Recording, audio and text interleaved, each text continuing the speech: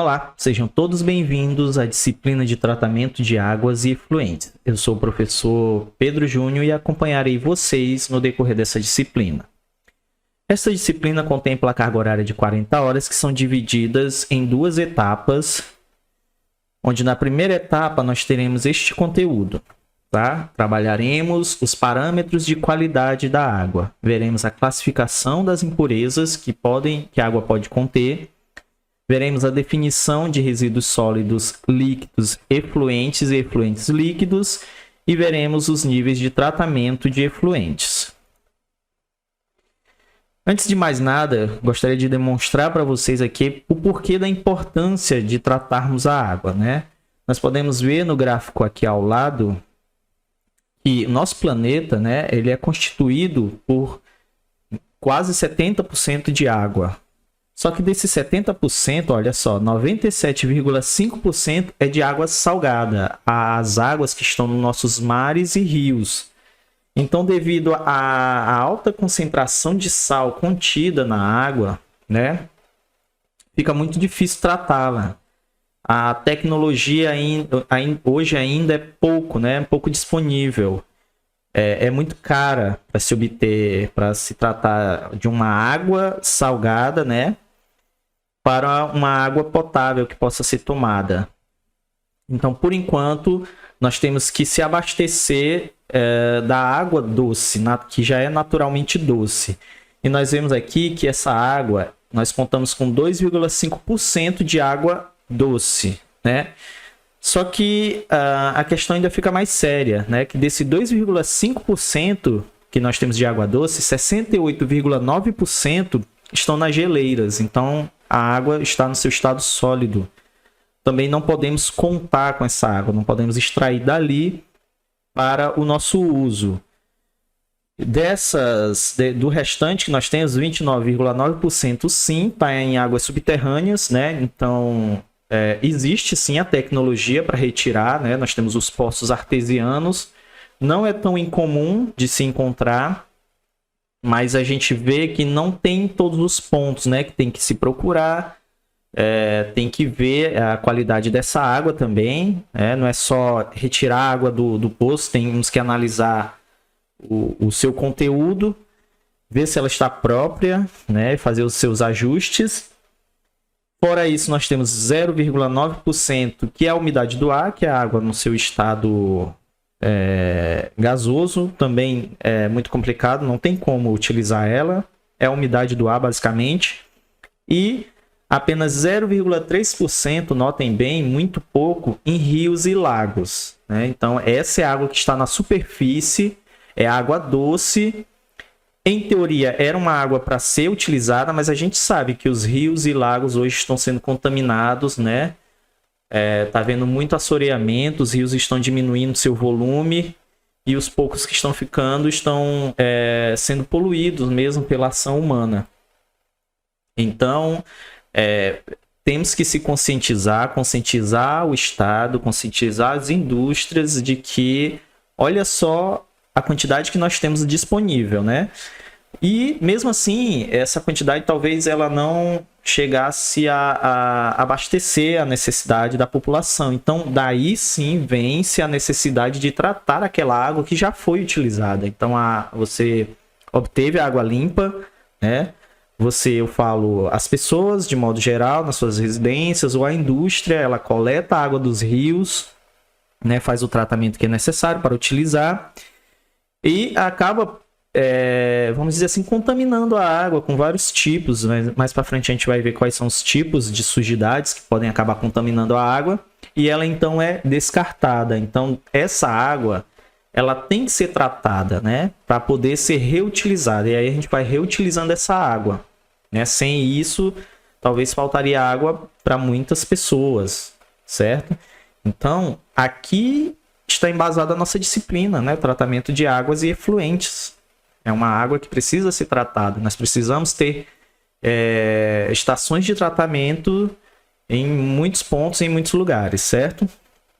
Então, daí a gente já implica a legislação, né? Porque se eu preciso tratar aquela água, eu preciso tratar ela num parâmetro correto. Um parâmetro onde a saúde pública seja atendida, né? Então, nós baseamos aí os nossos parâmetros, primeiramente na resolução número 357, tá? Que é a resolução do CONAMA. Ela é uma resolução, se eu não me engano, de 2004. Ela é uma resolução um pouco mais antiga.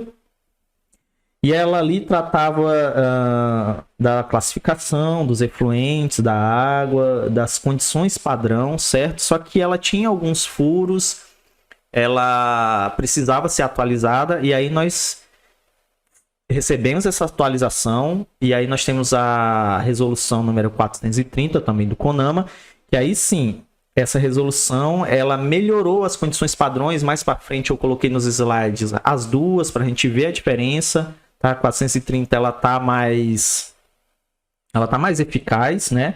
A gente não descarta a 357, a 430 ela veio para substituir, mas ela complementa também. Por exemplo, usa-se muito essa resolução 357 para classificação da água, porque mudou pouca coisa.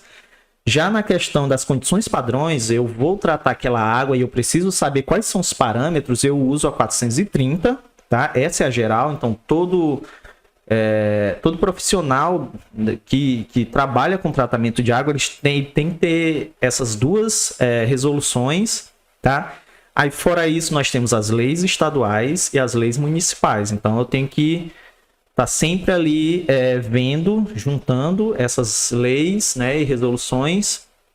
E aí, a gente sempre trabalha assim. Qual que é mais... Qual que é mais restritiva no caso?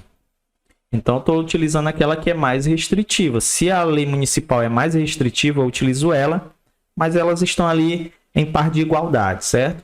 Então, eu vou trabalhar com tratamento de água, eu sou um técnico em química, um técnico em meio ambiente, eu sou um químico, tá? Eu sou um químico industrial, um engenheiro químico, um engenheiro de meio ambiente, vou trabalhar na estação de tratamento, seja numa ETE estadual, municipal, seja numa estação de tratamento que é dentro da indústria. A indústria tem sim que tratar o seu efluente para poder colocar no meio ambiente. Então, eu tenho que estar adequado, alinhado com essas resoluções e as leis. Eu vou pegar o meu afluente, vou tratá-lo, e aí essas leis é que vão me dizer quais são os parâmetros que essa água tem que ter para eu lançá-la no meio ambiente. Então, nada melhor do que a gente saber a classificação das impurezas, né? Eu preciso saber quais são as impurezas para fazer o tratamento correto, adequado. Então, as impurezas basicamente são três, são as físicas, químicas e biológicas. Okay? As físicas, nós temos as suspensões, os colóides e as impurezas dissolvidas. Elas não estão tendo uma reação química ali com a água, né? São mais fáceis de fazer esse tratamento. Nós temos as impurezas químicas, aí sim nós temos as impurezas inorgânicas e orgânicas, cada uma vai ter o seu tratamento específico, né?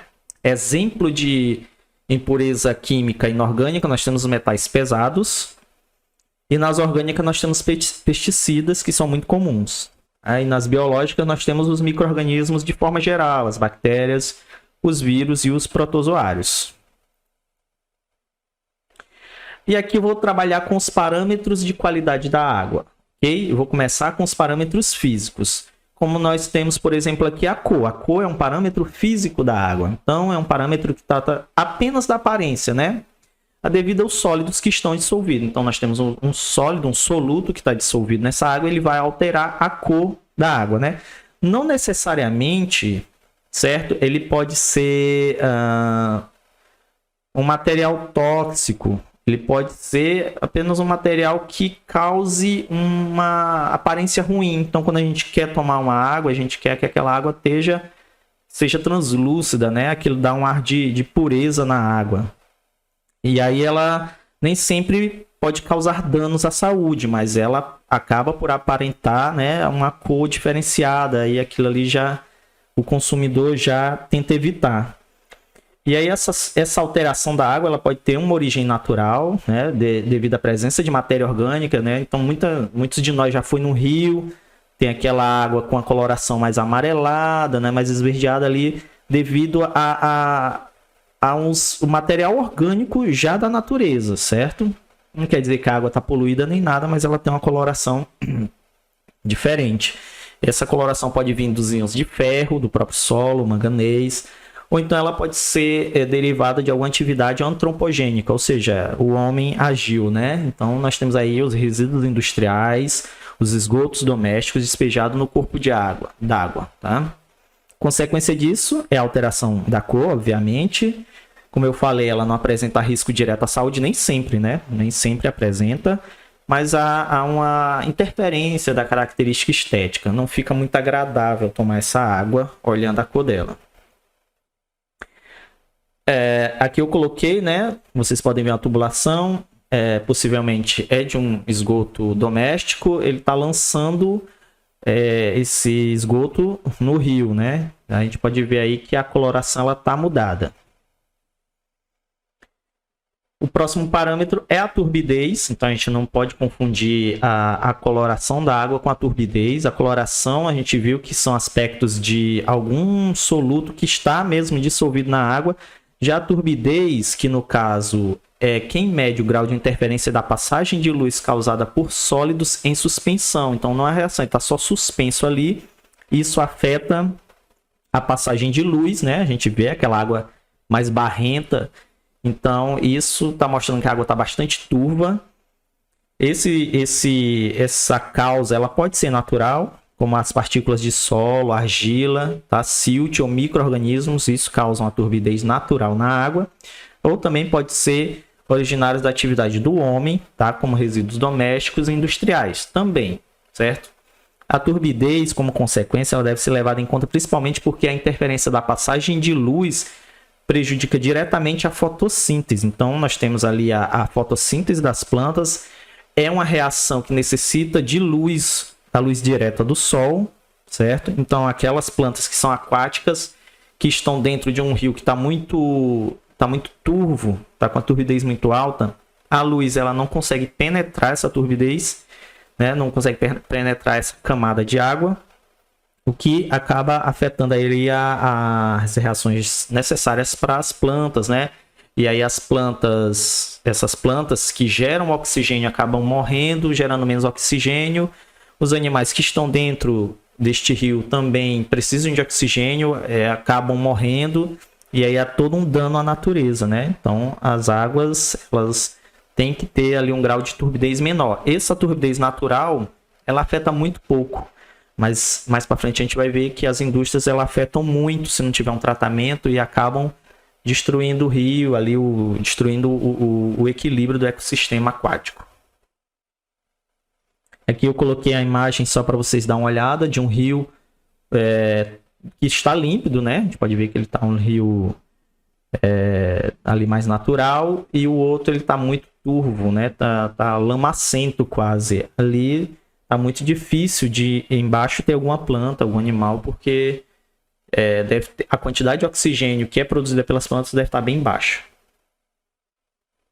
Outro parâmetro físico que tem que ser analisado é a temperatura, tá?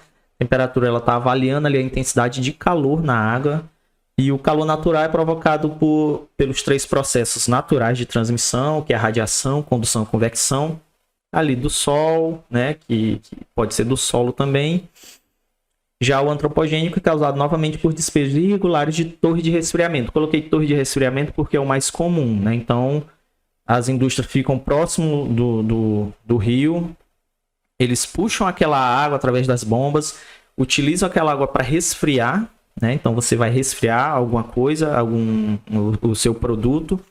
Há uma troca de calor entre a substância e a água, e aí essa água simplesmente é lançada no rio, certo? Muitas vezes não tem nenhum contaminante, ele só foi utilizado para resfriar. Mas aí, como consequência, nós vemos que a água ela vai quente para o rio, certo? E aí essa elevação na temperatura ela interfere nas taxas de reações químicas, na solubilidade e na transferência de gases, certo? Então, quando eu coloco, uma água com uma temperatura muito elevada, por exemplo, num rio, novamente, num corpo d'água, as reações que estão acontecendo naturalmente ali no rio, elas podem ser aceleradas pelo aumento de temperatura, né?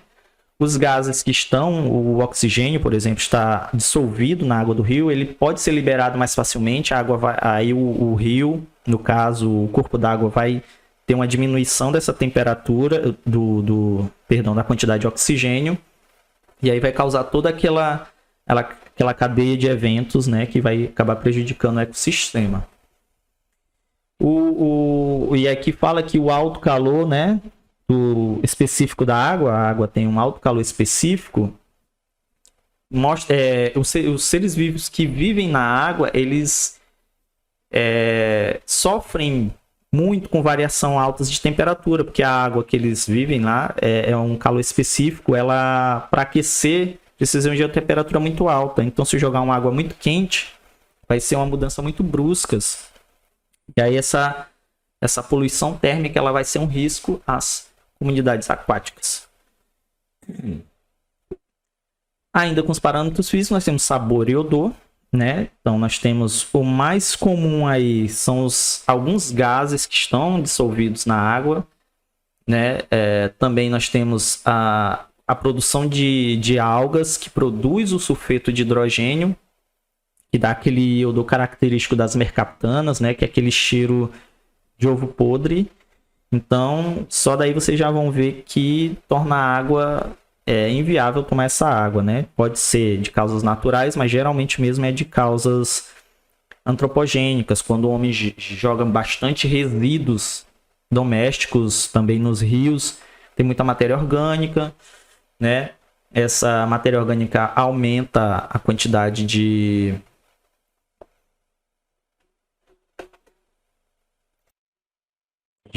bactérias que utilizam oxigênio, então as bactérias vão consumir mais oxigênio desse rio e também vai diminuir essa quantidade de oxigênio para os outros seres aquáticos, né? Não apresenta riscos sanitários diretos, a não ser aqueles que porventura advêm da toxicidade e patogenicidade, né? Tem os riscos. Mas mesmo que não venha a ser esses dois exemplos, né? Ele mostra uma cor, como a gente viu, assim como a cor é uma característica estética que não deve ser ignorada, por ser extremamente desagradável ingerir água que não seja insípida e inodora. Então a gente fala muitas vezes que a água é gostosa, né? Mas é porque aquela água não tem sabor nenhum, ela está só gelada, refrescante, então a água tem que ser inodora, tem que ser incolor, certo? Não tem que ter sólidos dissolvidos, nem nada disso.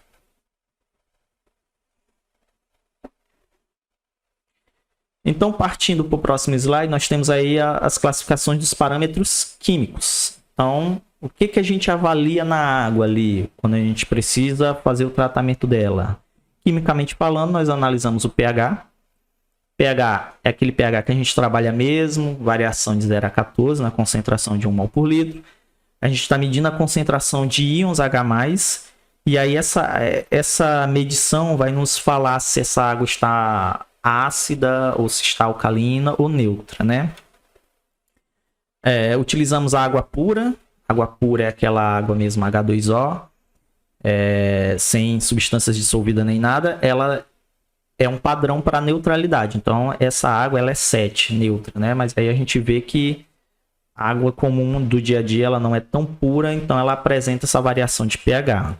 Então, é muito importante conhecer o pH do meio aquático antes de iniciar o tratamento da estação de ETA, certo? Porque uma das consequências do pH muito baixo, ou seja, essa água está muito ácida, ela é muito corrosiva, então ela vai atacar a própria, por exemplo, a tubulação, as bombas, né, da própria estação de tratamento. Então o problema já vai ser dentro da estação de tratamento.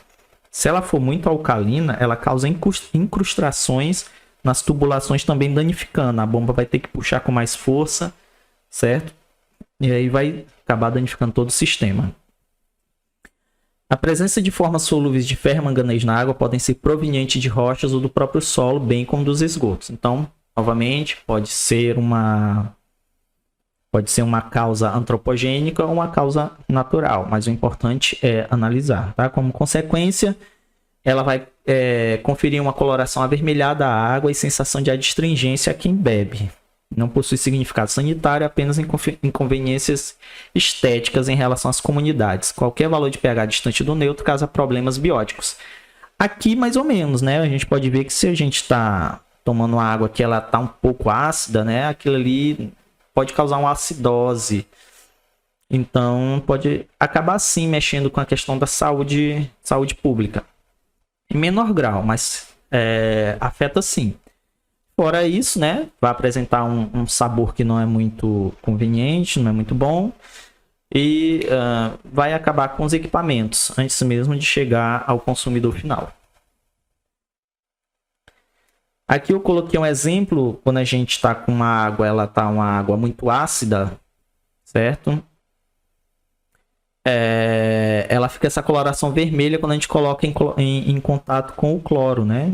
Então o cloro ele torna essa coloração mais amarelada. Provavelmente a água tem bastante ferro, então causa uma reação. A água que estava incolor acaba se tornando amarelada aí, quase cor de barro. Oxigênio dissolvido é um dos padrões mais importantes na análise e monitoramento de água, certo? A gente está realmente medindo a quantidade de oxigênio que tem naquela água. Uma água sem oxigênio é uma água que a gente costuma dizer que é uma água morta, né? E quando eu estou falando oxigênio, eu não estou falando o oxigênio da molécula de água H2O. Eu estou falando da molécula de oxigênio mesmo. Aqueles dois átomos de oxigênio juntos que estão lá em meio às moléculas de água. Então é uma água que tem oxigênio, uma água viva, uma água de qualidade boa, né? Quanto menos oxigênio, pior para as espécies marinhas e também para a qualidade da água. Então, como falou aqui, é necessário para a manutenção da microbiota aquática e em processos oxidativos. Então, quando há fotossíntese, o oxigênio natural do ar não são suficientes para atender a demanda, o homem pode auxiliar com a aeração artificial. Então, é muito comum a gente olhar quando as pessoas fazem criatório de peixe, né? Aquela água fica muito tempo parada, os peixes respiram aquele oxigênio e aí vai diminuindo a quantidade de oxigênio dentro daqueles lagos. Então, eles usam uma bomba que é realmente agitando a água, jogando oxigênio para dentro da água, tentando oxigenar mesmo aquela água através de bombas, tá? Então, essa é a aeração artificial.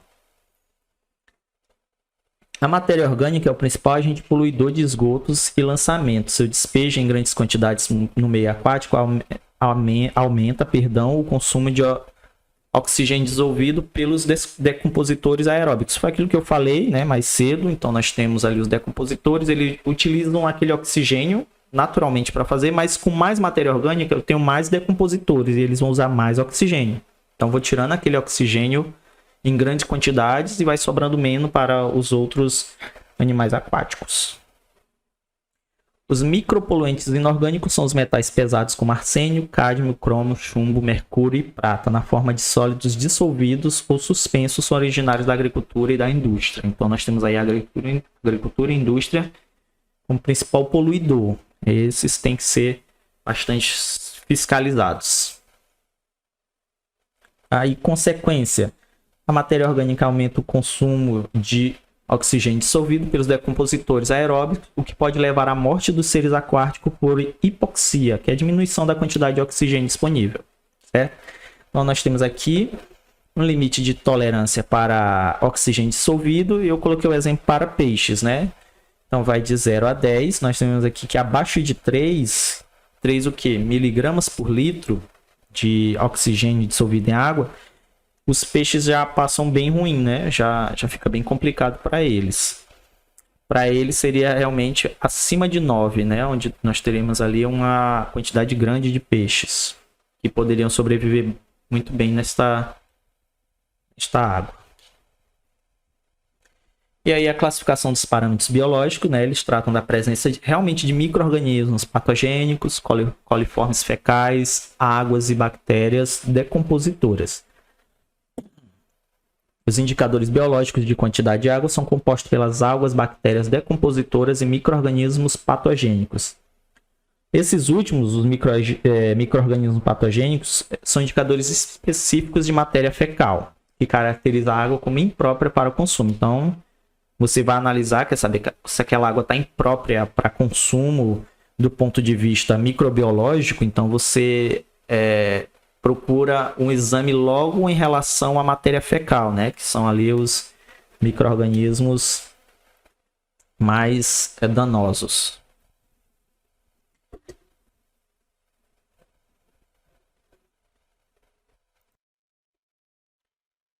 Aqui eu coloquei, né, a classificação, o que classifica a água como própria para consumo de acordo com a resolução 357 do CONAMA. Então coloquei ela aqui quase que na íntegra, tá? Vocês vão dar alguma olhada, eu não vou ler aqui para o vídeo não ficar longo. Eu achei muito importante cada um desses itens, por isso que eu coloquei esse slide cheio de palavras. Não gosto muito, mas eu achei necessário colocar, como a gente não tem um material próprio para isso. Então, eu coloquei no slide mesmo, tá? Eu coloquei ela e coloquei a outra e vocês vão ver algumas diferenças, como por exemplo aqui, ó, o pH, né, que vai de 6 a 9, na resolução 430 de 2011, o pH vai de 5 a 9, né? A temperatura é inferior a 40 graus. E aí vocês vão ver essa diferença aqui no nosso encontro presencial. Eu vou destrinchar mais, mostrar as diferenças, o que melhorou, tá? Então, a gente vai passar para o próximo slide. Aqui eu tenho a Lei 12.305 de 2010, que fala da Política Nacional de Resíduos Sólidos, tá? E aí, para efeito dessa lei, a gente vai falar aqui que resíduos sólidos é qualquer, né, substância, objeto bem descartado, que estão no estado sólido, semissólido, bem como gases contidos em recipientes e líquidos, certo? Aqui também eu vou destrinchar melhor essa lei na nossa aula presencial, mas o que eu quero dizer aqui é que resíduo sólido é aquilo tudo que é sólido, né? Que também está no estado semissólido, e gases contidos em recipientes, como por exemplo, se você descartar um botijão de gás, GLP, esse botijão tiver um pouco de gás dentro, ele é considerado como resíduo sólido. Apesar de ter gás dentro do botijão, ele está contido no recipiente, tá? E os líquidos cujas particularidades tornem inviável o seu lançamento. Então, eu tenho um líquido que está contaminado, não tem tratamento adequado, ele também é um resíduo sólido. E o resíduo líquido entra dentro do resíduo sólido, faz parte, né? E aqui, como está bem explicado, são líquidos cujas particularidades tornam inviável o seu lançamento na rede pública de esgoto ou corpos de água exige para isso soluções inviáveis.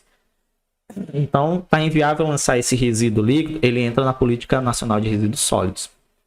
Fora isso, né, eu tenho os efluentes, tá? E muita gente confunde, porque ao falar efluentes, pensa que é sempre um líquido, mas efluentes podem ser sólidos, líquidos e gases também. Mas, para nós, o que é um efluente líquido? São líquidos que podem ser tratados de forma que seu lançamento em corpos d'água ou esgotos é possível sem que haja impacto ambiental significativo. Então, eu tenho a indústria, eu trabalho com água, essa água ela pode ser tratada e lançada novamente nos cursos d'água, né? Ou eu posso reutilizá-la. Então, essa água, para mim, ela é um efluente líquido, certo?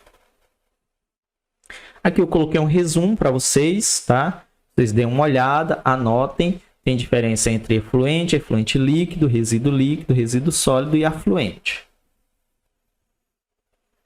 Então, por que a gente vai tratar os efluentes? Como foi falado no começo, a importância, né? Há uma quantidade pequena de água disponível para ser consumida e precisamos estar sempre renovando essa água. Então, como que eu vou tratar esse efluente? Eu vou remover coisas dele, né? Eu quero uma água tratada sem, por exemplo, micro-organismos patogênicos. Quero uma água removida de sólido suspensão, que vão acarretar mudança de cor, né, na turbidez. Eu quero uma água com remoção de matéria orgânica e inorgânica, para evitar de afetar meus equipamentos, que torne a água com gosto ruim, com odor ruim, e remoção de nutrientes. Então, a água Ela tem que estar ali, eu não vou dizer pura, porque é uma diferença entre água potável e água pura. A água pura é apenas H2O. Água potável, por exemplo, a adição de cloro, a adição de flúor, e a gente vai ver mais isso na frente. Tá? Então, os tratamentos, o tratamento de efluentes, ela sofre etapas que são preliminar, primário, secundário, terciário ou pós-tratamento. Certo? No tratamento preliminar é aquela triagem, né? O meu efluente está entrando, que eu vou chamar de afluente. É o afluente, está entrando, é afluente. E ele vem com sólidos grosseiros, né? Principalmente os que são de esgoto, provenientes de esgoto doméstico. Então ele vem com bastante sólidos de tamanho considerável. Então eu vou passar pelo gradeamento, né? São grades mesmo para tirar esse sólido. Desarenação, esse sólido vem com muita areia, então eu vou fazer esse tratamento primário antes de jogar isso nos meus equipamentos, certo? Então vem aqui, ó, tem uma grade, vem o meu afluente, remoção de sólidos grosseiros, eu tenho a caixa de areia que vai sedimentando a areia, tiro a areia sedimentada por baixo, a água vai por cima e no final tem um medidor de vazão, tem que estar sempre controlando a vazão desse meu afluente. O tratamento primário é constituído unicamente por processos físico-químicos, tá? Enquanto que o tratamento preliminar é apenas físico, vocês viram apenas separações, aqui já entra o processo físico-químico. Então, a equalização e neutralização da carga de efluente a partir de um tanque de equalização. Então, vai haver o que? Adição de produtos químicos, tá? Vai haver separação de partículas, por isso físico-químicos. E esses processos são principalmente a floculação e sedimentação. Aqui eu tenho um flotador, certo? Então, o meu material passou pelo tratamento preliminar, a minha água tem sujidades ainda, eu vou colocar sedimentadores, floculadores, tá? Geralmente sulfato de alumínio, e aí eles vão unir as matérias, se tornar mais densas e vão sedimentar, deixando a água límpida para cima. Certo? Dentro do tratamento primário eu tenho a decantação primária, que é o que? A separação do sólido, que é o lodo, do líquido, que é o efluente ainda na sua forma bruta, por meio da sedimentação de partículas sólidas. E aí eu vou ter vários tanques de decantação, que geralmente são os tanques redondos, que eu vou mostrar mais para frente para vocês, onde há uma agitação lenta, adição de químicos, né, para que essa matéria agregue e vá para o fundo do tanque. Eles fluem vagarosamente através de decantadores, permitindo que os sólidos entrem em suspensão, né? Aí vai ter uma densidade maior do que a da água, esse vai sedimentar e a água vai sair por cima mais limpa. Aqui os tanques, tá? Geralmente são esses redondos. Há uma pá que fica girando, o lodo sai por baixo e a água limpa vai por cima, sendo puxada por bombas. Tratamento secundário já é um tratamento biológico, né? Então, no tratamento primário, você tirou aquela sujidade que era mais difícil de tirar através dos químicos, das matérias químicas. Mas ainda nós temos uma carga microbiológica alta. Então, a gente remove essa carga através de cloro, né? Colocando cloro. Os micro-organismos, eles podem ser o aeróbio, né? Que são micro-organismos que necessitam de oxigênio dissolvido, anaeróbio, que não necessita, e o facultativo, que são ambos. Geralmente é utilizado o facultativo, já serve para os dois micro-organismos. Certo? Aqui eu coloquei um fluxograma. Gradeamento para tirar o sólido grosseiro, né? Tratamento preliminar, junto com a caixa de areia. Aí aqui nós já temos unido o tratamento primário e secundário, já que nós temos a retirada do lodo junto com o biodigestor, né? Que vai aproveitar até tirar biogás. Embaixo nós temos a aeração. Vamos ter que descartar o lodo, então, por incrível que pareça, né? Nós já estamos tratando um resíduo que pode ser proveniente de uma empresa, mas vai continuar tendo resíduo, que é o lodo. E para isso há estudos também desse lodo, ver o que ele tem de importante, onde ele pode ser aplicado. Em seguida nós vamos para o decantador secundário, e aí é levado para o esgoto tratado ou tem uma parte que retorna, né, para o tanque do biodigestor para sofrer um tratamento. O terciário avançado é utilizado quando se deseja obter um tratamento de qualidade superior para os esgotos. Nesse tratamento, remove-se principalmente compostos como nitrogênio e fósforo. Então, aqui é adequado para certas indústrias que trabalham com esse... onde o efluente entra em contato com essas substâncias que são, né, mais difíceis de tirar. E aí, essa água ela precisa sofrer um terceiro tratamento, assim dizer. Então, a gente remove no tratamento terciário nutrientes, organismos patogênicos, compostos não biodegradáveis, metais pesados, principalmente, sólidos inorgânicos dissolvidos, sólidos em suspensão. As unidades que compõem esse nível de tratamento podem ser quaisquer unidades vistas no tratamento secundário, desde que elas removam o poluente previamente citado. Ou seja, o tratamento terciário é muito parecido com o secundário, né? Só que aqui, no caso, eles têm que remover esses patogênicos, né? Em relação patogênico, não, esses compostos previamente citados. Mas é muito interessante notar, porque já no secundário, os organismos patogênicos, eles têm que ser removidos, tá? É uma das citações que nós temos lá nas resoluções. Então tem que ser tirado. Muitas vezes o metal pesado, como é na agricultura, aí sim, eles são mais difíceis de ser retirados, eles são bioacumuladores no organismo, então eles têm que sofrer ali um tratamento terciário. Essa água tem que ser analisada e tem que passar por esses crivos, né, por essa classificação.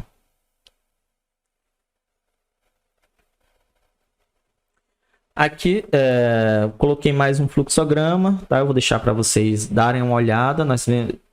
A questão é, cada estação de tratamento ela usa um layout mais ou menos diferente, mas no fim das contas são sempre as mesmas coisas. Então, muitas delas vão ter um tanque a mais, né? Algumas delas vai ter um bioreator, outras não. Mas o tratamento vai ser sempre o mesmo. Vai sempre entrar o esgoto bruto, ali o afluente, né? Vai ter que se tirar partículas dele, sujidades, como a gente viu, físicas, químicas e biológicas. Né? Vai haver um tratamento dessa água, por exemplo, quando a gente vai jogar ela na rede de esgoto residencial, pela lei, né, ela tem que ter cloro para eliminar os micro-organismos e tem que ter flúor, né, para evitar, por exemplo, ali a grande quantidade de cárie nos dentes. Então, a legislação ela permitiu colocar o flúor. Já se ela for dentro de uma indústria com evaporadores, essa água ela tem que estar livre de carbonatos. Então, tem essas particularidades, mas no fim o layout, o fluxograma é bem parecido. Certo? Coloquei essa imagem para vocês. Nós temos ali os tanques de decantação, circulares e retangulares. A imagem não ficou muito boa, perdão, gente. Mas eu vou na aula presencial mostrar uma imagem um pouco melhor para vocês, tá ok? Então essa foi nossa aula. Muito obrigado e até a segunda etapa.